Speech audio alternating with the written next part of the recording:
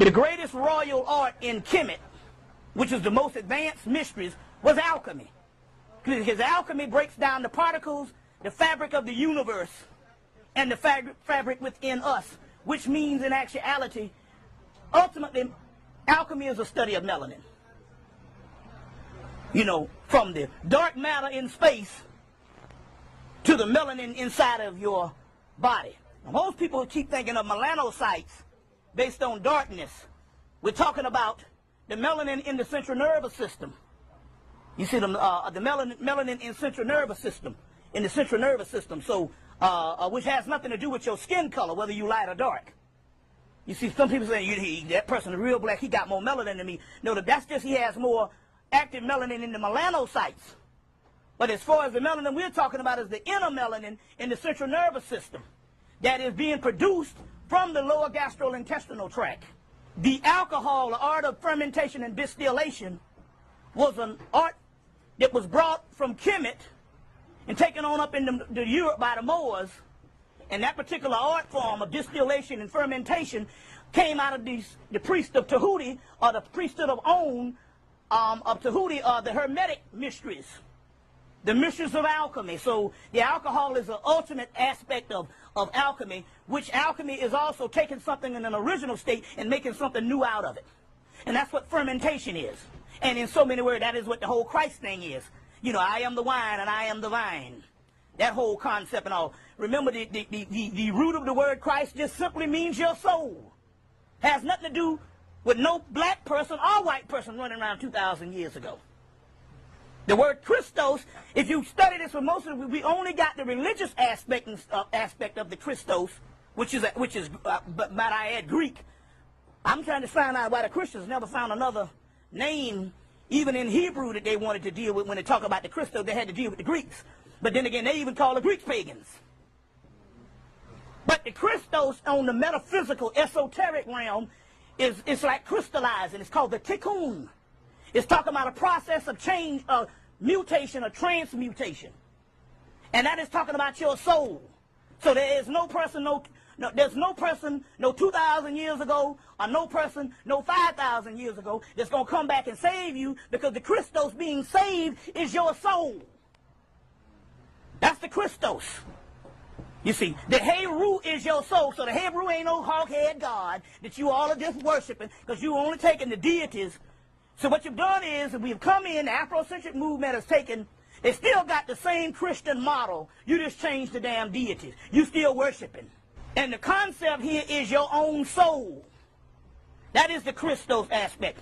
So the Christos aspect, as far as taking something dormant, in this particular case like your soul, and illuminating it. That is the concept of the scarab. You have it as the scarab. It's dormant. It hangs around dung, shit, or shut, which is, do you know the word shit is an ancient name for God? You get the word soot, set, soot, shut, shit, excrement. You see, and it hangs around shit, and then it grows wings into Kephra, and that represents illumination. That represents illumination. Well, Jesus hung around the stable. Jesus was born in the stable. A stable is shit. You see what I'm saying? Shit is what fertilizes. Shit is for this excrement. It's the renewal cycle. You see what I'm saying? So he's born in the stable. This mythology of the whole Jesus thing. You know, he's born in the stable. That represents the shit in your body. The soul rests in the root chakra between the scrotums or the vagina and the anus. That is the realm where the scrotum, the realm where the soul rests, in the root chakra. Down in the bowels of the lower gastrointestinal tract. They say go down into the ravenous dragon and recover the pearl that resides there. You ever heard that? That's even in the Bible, isn't it? Go down through the ravenous dragon and recover the pearl that resides there. Where's the ravenous dragon? The ravenous dragon is the gastrointestinal tract, your intestines, your guts. The ravenous dragon, there's a pearl down there, which means your soul is down in the root chakra. It resides in the shit, nauseous fumes. So the scarab represents the dung beetle. Once it rises up, it has the wings. Now there's a difference between the spirit and the soul. You must understand this, because this is why we get confused. The spirit is anima. Everything down here has a spirit. A rat has a spirit. A dog has a spirit. You see what I'm saying? Everything down here has a spirit. Not everything down here has a soul. A soul only represents that which comes from the original creation or the original fall. That means that a lot of humans down here, in this particular case, don't have the soul. You best believe the ones who got the soul got to be original people. Now in metaphysics, to prove this, the soul is what produced melanin. The inner melanin. If you take a match, because melanin is nothing but what? Carbon. 6 protons, 6 electrons, 6 neutrons. Carbon. You can get that in the book Pyramids of Montauk. Pyramids of Montauk by Preston Nichols and Peter Moon. We'll be documenting sources as we go on. And 6 protons, 6 electrons, 6 neutrons, which is carbon, which is the ketone. So we are carbon beings. The other people are carbon-based beings. Understand this.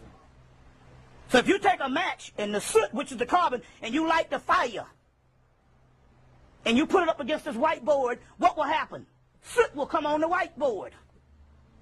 You understand? Well, that's the same concept of melanin. Melanin is being produced inwardly from the soul. It's filtered on into the fountainhead, which is the pineal, pituitary, hypothalamus, or whatever. So the soul is called the shadow. Anytime you see shadow, that's in Jungian psychology. They deal with it a lot in Jung psychology. Anytime you hear the word shadow, anytime you hear that word shadow, that represents the soul. That represents the soul. No, excuse me, that represents melanin. Not the soul. Anytime you hear the word shadow, you hear it in Jungian psychology, the dark night of the soul. That represents melanin. Man's dark half, it represents melanin. Satan represents melanin. We'll get into this type of information because, see, we children, we've been spooked out for years on some mythological character that we don't know. We've been spooked out for years on this because we don't understand the origin of where this stuff comes from, because you are still religious. And religion has 98% nothing to do with spirituality. Notice the difference now. Religion is inspirational ceremony and moral code. It's moralism and behavioral modification, but it has nothing to do with spirituality. Most stuff that is spiritual, religion says is evil. So because you sing a little song and pray or do whatever little thing that you've been taught from catechism, Sunday school on up, that is religion. That is a moral, behavioral, political system, but has nothing to do with spirituality whatsoever. Know this, because when you get into the real aspects of spirituality, moralism has nothing to do with it.